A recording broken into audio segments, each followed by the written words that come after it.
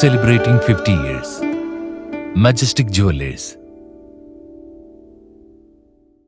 തവനൂർ നിയോജക മണ്ഡലത്തിലെ യു.ഡി.എഫ് സ്ഥാനാർത്ഥി ഫിറോസ് കുന്നുമറമ്മലിനെതിരെ വംശീയാധിക്ഷേപം നിറഞ്ഞ പരാമർശം നടത്തിയെന്നാരോപിച്ച് എൽ.ഡി.എഫ് സ്ഥാനാർത്ഥി മന്ത്രി കെ.ടി. ജലീലിനെതിരെ യൂത്ത് കോൺഗ്രസ് ഇലക്ഷൻ കമ്മീഷന് പരാതി നൽകി.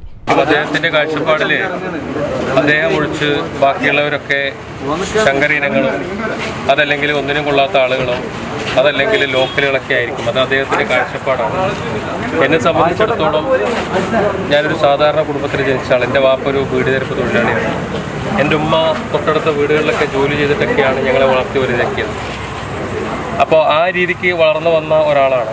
ജീവിത സാഹചര്യങ്ങളൊക്കെ അങ്ങനെ തന്നെയാണ്. പട്ടിണിയും വേദനകളും വിഷമങ്ങളൊക്കെ നിറഞ്ഞ ഒരു ജീവിതമാണ്. അപ്പോൾ അതിലൂടെ വളർന്നു വന്ന ഒരാളാണ് ഞാൻ. അപ്പോൾ ആ രീതിക്കൊക്കെ ഒരു പക്ഷേ അദ്ദേഹത്തിൻ്റെ തറവാട്ട് മഹിമയ്ക്കോ അതല്ലെങ്കിൽ മറ്റു രീതിക്കൊക്കെ ചേർന്ന് നിൽക്കാത്ത ഒരു വ്യക്തിയായിട്ടൊക്കെ അദ്ദേഹത്തിന് തോന്നിയിട്ടുണ്ടാവും. അതുകൊണ്ടൊക്കെയാണ് ഈ കളിയാക്കലൊക്കെ.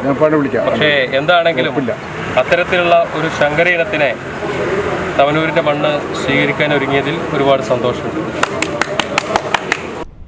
തവനൂർ നിയോജക മണ്ഡലത്തിലെ യു.ഡി.എഫ് സ്ഥാനാർത്ഥി ഫിറോസ് കുന്നുമറമ്മലിനെതിരെ വംശീയാധിക്ഷേപം നിറഞ്ഞ പരാമർശം നടത്തിയെന്നാരോപിച്ചാണ് എൽ.ഡി.എഫ് സ്ഥാനാർത്ഥി മന്ത്രി കെ.ടി. ജലീലിനെതിരെ സംസ്ഥാന പോലീസ് മേധാവിക്കും ഇലക്ഷൻ കമ്മീഷനും യൂത്ത് കോൺഗ്രസ് സംസ്ഥാന ജനറൽ സെക്രട്ടറി ഇ.പി. രാജീവ് പരാതി നൽകിയത്.